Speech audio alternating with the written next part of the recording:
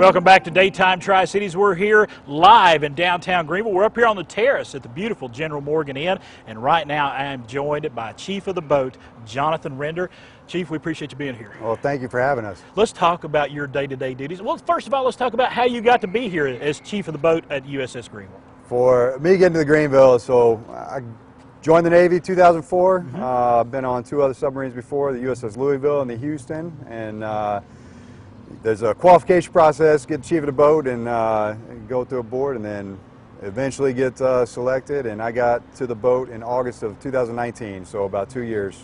And let's talk about your duties as Chief of the Boat. You know, we read books, we see movies about submarines, and we always hear about the Cobb, the Chief of the Boat. Tell us what your duties are.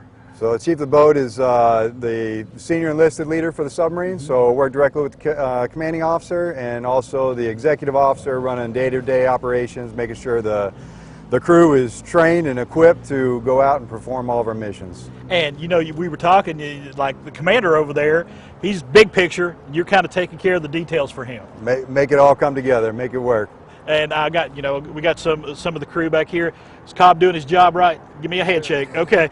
They're taking care of you. They got your back all right. there. But let's talk about being here in Greeneville. This is not something you all do every day. Not at all. This is a pretty unique opportunity. Not many of us have got to do a namesake visit for a submarine before, and getting the opportunity to come down to Greeneville and do some community relations and being here. The people of Greeneville have been awesome. We just got in yesterday, and Mr. Dale Long's been taking us around and showing us a good time, and everybody has been super supportive and has welcomed us with open arms. And being here on the 4th of July weekend, that's just perfect timing. Oh, I mean, absolutely. It get to be all the parades, everything that's going to be going on. You are looking forward to a fun time here this weekend. Oh, we'll have a good time while we're getting out and meeting everybody. There's a special bond between this town and the USS Greeneville, its namesake. Talk to me, have you seen that bond in action here the little time that you've been here? Oh, so much. And just the stories I've heard so far from how Greeneville came to be, and everybody in the town and the county coming together and signing a petition to get Greeneville named after it, and Dale and everybody else making this happen to even have a submarine USS Greeneville. So. You know, I asked the commander this, but I want to ask you too, that daily life, when you're on the submarine, you're underway, what's that daily life like? So I heard him talk about the 8-hour rotations. You know, these guys, they stand that watch, and then they've got 16 hours off watch where they're taking care of all their personal laundry, training, qualifications. Qualifications are a huge part of what we do.